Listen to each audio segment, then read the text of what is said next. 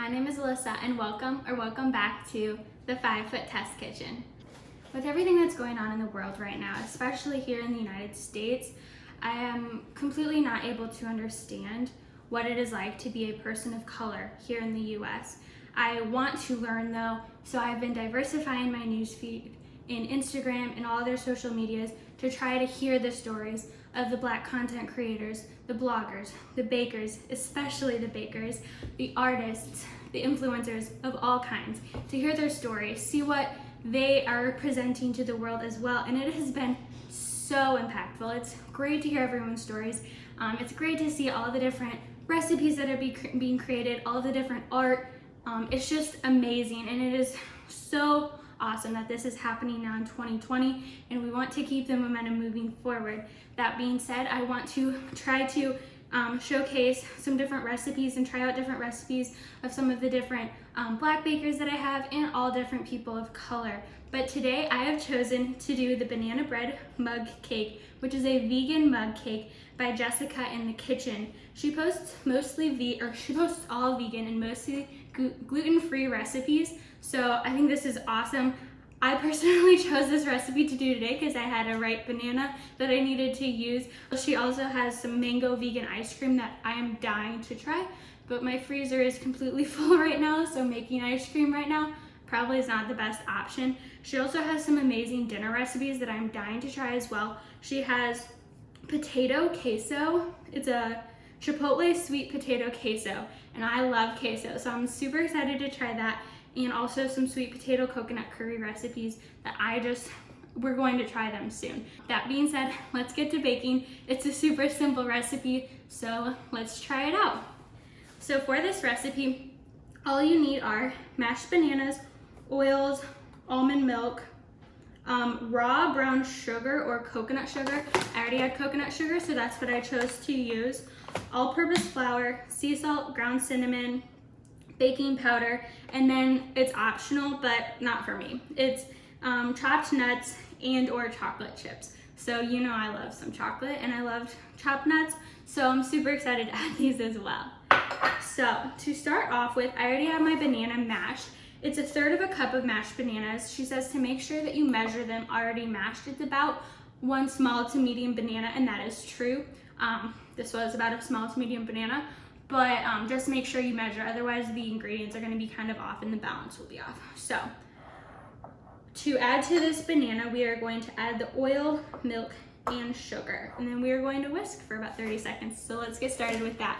I haven't had this set up in a while, but I figured since it's such a short recipe and so easy to do, I'm just going to kind of measure things out as we go.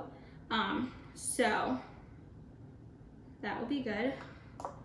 So a tablespoon of the oil. Also, make sure you check out Jessica's blog and her Instagram. She has so many amazing recipes out there. Like I said, I cannot wait to try all of them. So there are just so many things out there.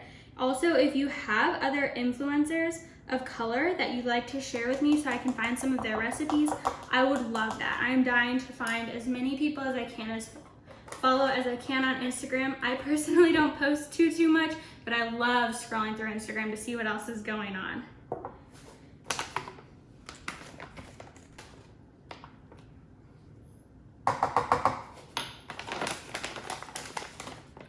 Alright, so let's whisk this all together. I'm just using my fork because I don't have a small enough whisk to fit in this mug. Oh, another thing to note that I forgot to mention before, she says that you want kind of a wide-ish, short-ish mug. That's very hard to say. Wide-ish, short-ish mug. So that way it'll grow within the mug and it has enough room to expand. All right, I think this is kind of how it's supposed to look. I'm not sure, but it looks like it's pretty well mixed. Bananas are nice and mashed. So now to this mixture, we are going to add the flours, baking powder, salt, and cinnamon.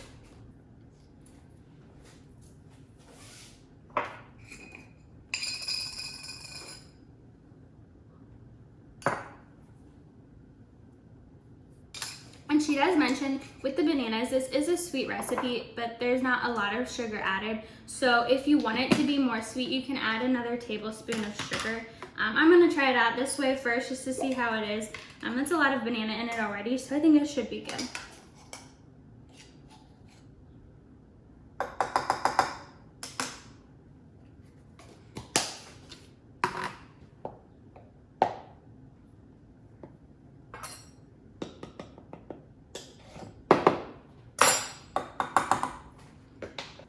Mix this together for another 20 seconds.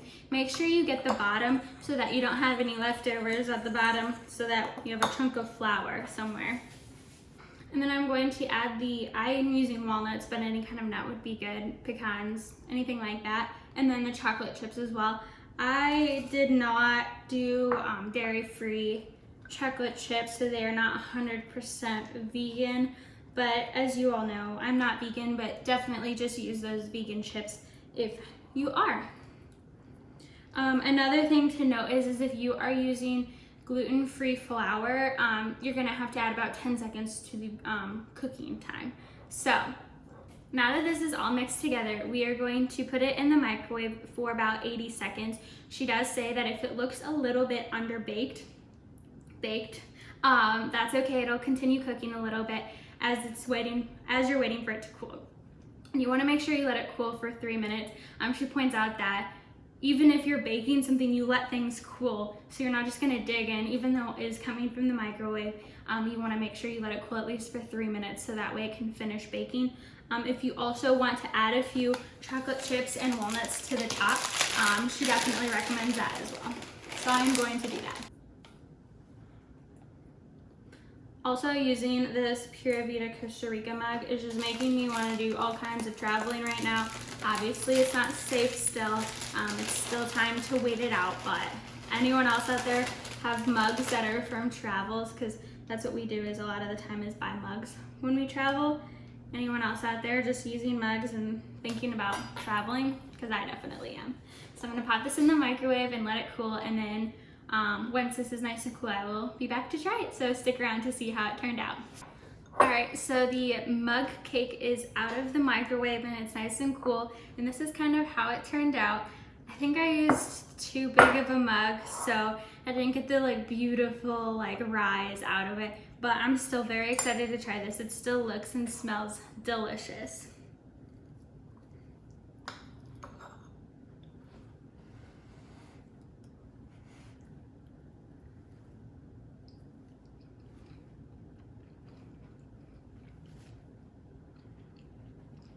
This is very, very good. It tastes like banana bread. It's nice and moist, so it didn't dry out. It didn't get rubbery or anything like that in the microwave. So this is a really great single serve option. So if you don't want to make an entire loaf of banana bread, because if you don't need an entire loaf of banana bread like a lot of us, I think you should really try this out. I personally think this would taste delicious also with vanilla ice cream on top, but I think anything tastes delicious with vanilla ice cream on top, but this is great alone as well. I think the chocolate chips and walnuts add a great little texture to them as well, so I definitely recommend doing that. So if you do try this recipe, make sure you tag Jessica in the kitchen. Her blog will be down below, her Instagram will be down below, and tag me as well on Instagram, 5 Foot Test Kitchen. I would really appreciate seeing that. And if you haven't done so already, please hit that subscribe button. It helps me grow my channel. I know I've been MIA for a while, but I'm back and I want to grow my followers and my subscribers as much as I can. So if you do that, I would really appreciate that. So I hope you have a nice night, morning, or afternoon, wherever you are. Thanks for watching, guys. Bye.